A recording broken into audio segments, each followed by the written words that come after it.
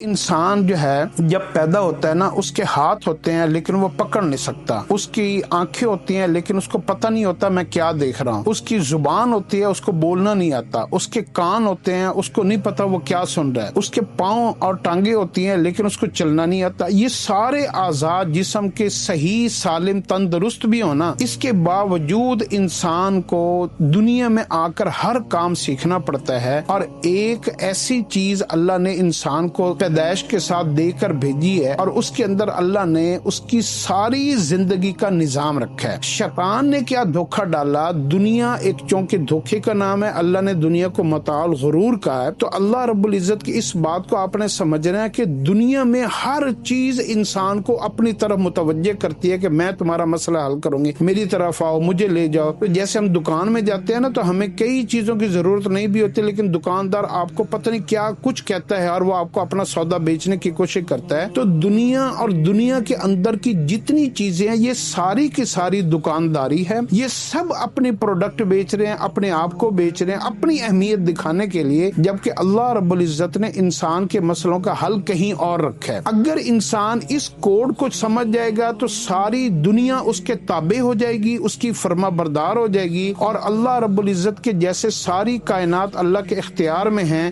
اللہ ساری کائنات کو اس انسان کے اختیار میں دے دے گا اگر وہ انسان اپنے اس کوڈ آف لائف کو سمجھ گیا۔ اور اگر یہ اس کوڈ آف لائف کو نہ سمجھا اور دنیا کی ساری چیزوں، رشتوں، مال، پانی، پیسہ، کپڑے، جوتے، ان کے چکر میں آ گیا اور ان کے قبضے میں آ گیا، تو دنیا اس کو ایسے نچائے گی، پھرائے گی، گھمائے گی، گمراہ کرے گی اور ٹریپ کرے گی، اور ایسا جو ہے نا دھوکہ دے گی کہ اس کو پھر صحیح منزل کا پتہ ہی نہیں چلے گا۔ وہ اتنے چوکوں کے اندر، اتنے باریک پیچیدہ راستوں میں گم ہو جائے گا کہ اس کو سمجھ نہیں ہے کہ میرا اصل راستہ کون سا ہے۔ تو آپ نے اس کو اپنے غور سے سمجھنا ہے۔ آپ دیکھیں کہ یہ جو رونا ہے نا، بچے کے ساتھ جب دو فرشتے پیدا ہوتے ہیں، حدیث میں آتا ہے وہ فرشتے بچے کو ہر ضرورت، دیکھیں اللہ ہمارا خالق ہے نا، تو اللہ کی یہ رحمت یہ ہے کہ اللہ نے ہمیں تنہا نہیں چھوڑا، اکیلا نہیں چھوڑا، اللہ نے ہمیں اداس نہیں کیا، اللہ نے ہمیں بے سر و سامان نہیں کیا۔ اللہ نے تمام مخلوقات جتنے بھی جن و انس ہیں سب کو اللہ پاک نے اپنے قبضے قدرت میں رکھا اور ان کو پالنے کی ذمہ داری بھی لی ہے۔ اس لیے اللہ کے بعد جو سب سے کائنات میں لیا جانے والا اللہ کا دوسرا نام ہے نا، اس کو رب کہتے ہیں۔ رب کہتے ہیں پالنے والا، آپ کی چھوٹی سے چھوٹی،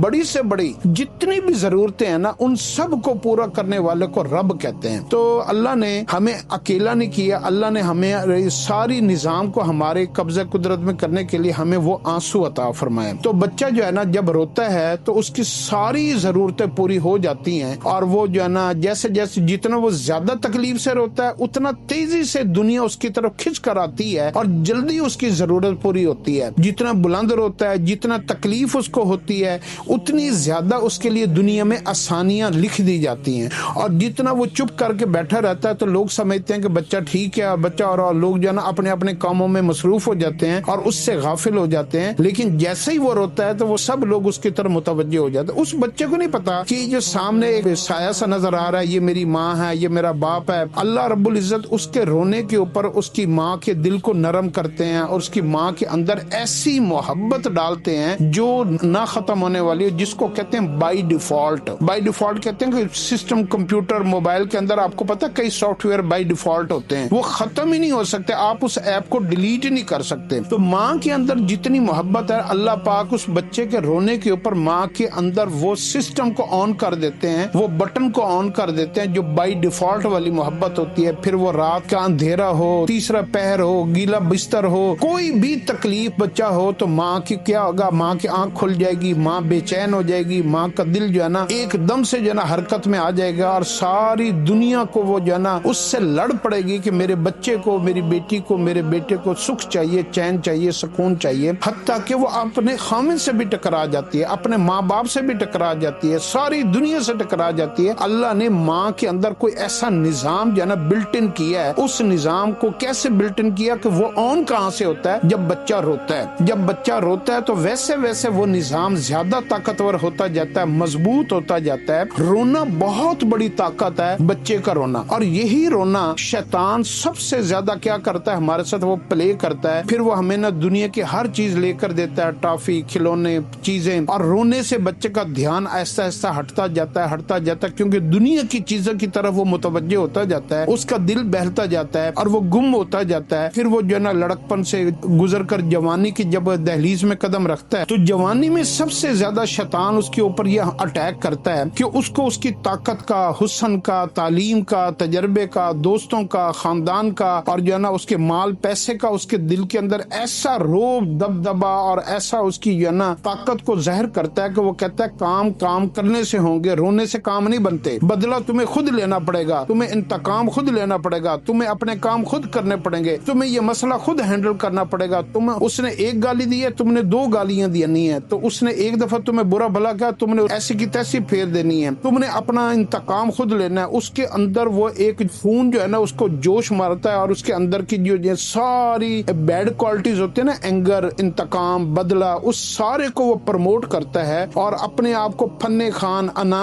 غرور، تکبر اور اس ساری چیزوں میں مبتلا کر کے اس کے اندر جو سب سے زیادہ اللہ رب العزت کو محبوب ترین عمل ہے انسان کا رونا، اس سے اس کی توجہ کو ہٹا دیتا ہے۔ آپ غور کریں اس دور میں جتنے بھی لوگ پڑھے لکھے ہیں، ان پڑھ ہیں، عبادت گزار بھی ملیں گے، آپ کو نیکیاں کرنے والے بھی ملیں گے، تہجد والے بھی ملیں گے، روزہ حج زکوٰۃ کو پورا کرنے والے ملیں گے، قرآن کی تلاوت کرنے والے ملیں گے، ساری نیکیوں کے، لیکن تنہائی میں بیٹھ کر اللہ کے سامنے رونے والے آپ کو دیا جلا کر آپ پھریں گے نا چراغ لے کر، تو آپ کو الا ماشاءاللہ کوئی ایک ملے گا جو اللہ کے سامنے تنہائی میں بیٹھ کر رونے والا ہو۔ ساری عبادات شیطان اس کو کرنے کی اجازت دیتا ہے۔ جیسے آج کا کفر دیکھے نا، یورپ، امریکہ نے جتنے اسلامی ممالک ہیں ان سارے مسلمانوں کو اپنے ملک میں جگہ بھی دی ہے، لیکن ان کو جو ہے نا وہ عبادت کی اجازت بھی دیتے ہیں، مسجدیں بنانے کی بھی اجازت دیتے ہیں، سارے کام کرنے کی، ساری عبادت کرنے کی ان کو اجازت دیتے ہیں، لیکن ان کو وہ طاقت، وہ توحید، وہ جرأت، وہ شجاعت جو توحید کے ساتھ آتی ہے، اللہ کے بھروسے کے اوپر آتی ہے، انہوں نے ان کو اس طریقے کی عبادات میں اندر لگا کر اللہ کے ساتھ جو اس کا خاص مخصوص رات کا، اندھیرے کا، اکیلے کا جو تعلق تھا نا، شیطان نے اس کو ہٹا دیا۔ دنیا کے کفر نے بھی انسان کی توجہ اللہ سے ہٹا دی۔ عبادت کرتے رہو، نیکیاں کرتے رہو، جو مرضی کرتے رہو، لیکن اللہ کے ساتھ جو تعلق انسان کا رونے سے بنتا ہے نا، وہ دنیا کی کوئی عبادت کر لینا، وہ تعلق انسان کا نہیں اللہ سے بن سکتا جب انسان روتا ہے۔ اس لیے جو ہے نا، اگر کبھی کسی انسان کو کوئی نقصان ہو جائے، کوئی فوتگی ہو جائے، کوئی ماں باپ دنیا سے چلے جائیں، کوئی غم آ جائے، کوئی تکلیف آ جائے یا بیماری آ جائے، اگر انسان کو رونا آ بھی جائے تو کیا کرتا ہے شیطان؟ اس کو جو ہے نا لوگوں کے سامنے گلے لگ کے رونے کہتا ہے کہ اس کو گلے لگ کے رو لو، ماں کے گلے لگ کے رو لو، باپ کے گلے لگ کے رو لو،